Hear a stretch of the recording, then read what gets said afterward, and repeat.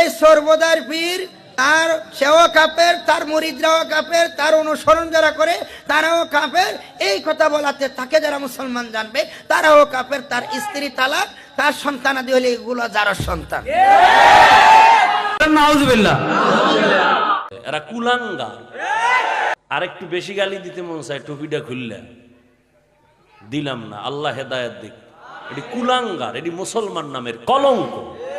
মুহাম্মাদুর রাসূলুল্লাহ সাল্লাল্লাহু আলাইহি ওয়াসাল্লাম বলেন, ইযা কাফফারার রাজুলু আখাহু ফাকাদ বাআ বিহা আহাদুহুমা।